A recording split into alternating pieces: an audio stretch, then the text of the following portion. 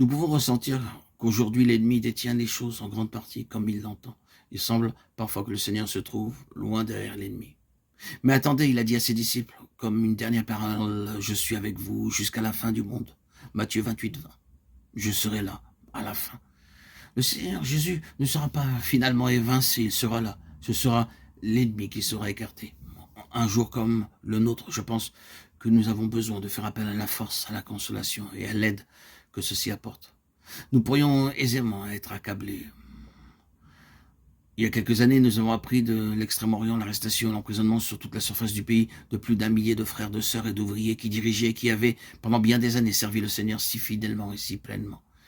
Il se peut que nous n'ayons pas la même histoire de souffrance physique et d'emprisonnement réel, mais nous nous trouvons dans le même combat et la pression spirituelle est terrible.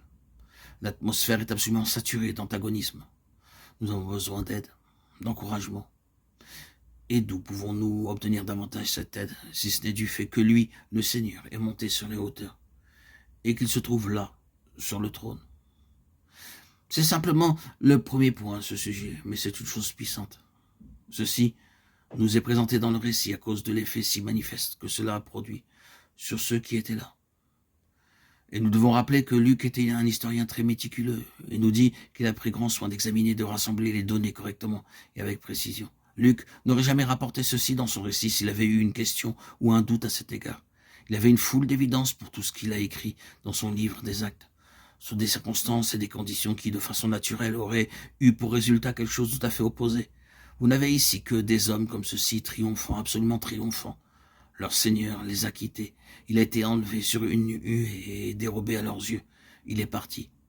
Que devraient-ils ressentir? Mais ne sont pas affligés. Ils vont triomphants et en vue de triompher parce qu'il est monté. L'exaltation du Seigneur Jésus est présentée ici à notre foi comme une note importante dans l'octave de la rédemption. La connaissance du fait que le Seigneur se trouve là où a pour intention de nous racheter de la crainte et de l'incertitude, de nous acheter de la dépression écrasante et de l'oppression accablante au jour de la calamité apparente. C'est comme si le Saint-Esprit cherchait à dire, si ce n'est en parole du moins en fait, à ceux qui sont ainsi souffrants. C'est très bien. Il est sur le trône. Jésus règne. Il est sur le trône, il est monté sur les hauteurs. Je crois qu'ils s'en sortiront à cause de cette vérité. C'est un grand facteur dans la rédemption.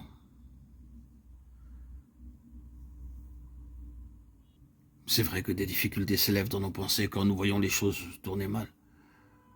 Mais Dieu est au-dessus de tout. Et ce royaume qui est le sien est une chose à long terme. Si nous pouvons utiliser ce terme, peut-être avez-vous regardé une course entre deux remarquables coureurs dans laquelle se trouve un athlète fameux, exceptionnel. Il commence la course et celui-ci semble être le plus médiocre parmi eux tous. Il les laisse tous le devancer, tandis qu'il le dépasse. Il n'y a pas la moindre trace d'anxiété sur son visage. Il les laisse poursuivre leur avance.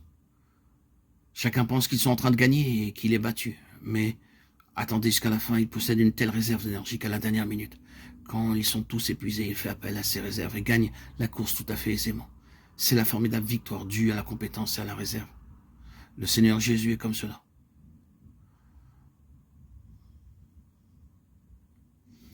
C'est exactement ce qui se passe aujourd'hui.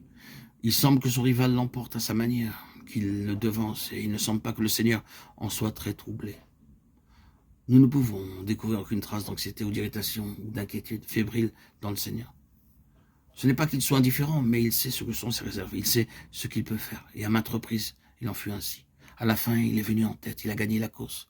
Il le fit à l'égard de l'Empire romain au commencement, il l'a fait de façon répétée depuis lors. Il a simplement laissé l'ennemi prendre de l'avance, semblant l'emporter dans toute sa façon d'agir, et puis à la fin, grâce à sa réserve et à sa compétence infinie, il a pris la chose en main, il a remporté tous les prix.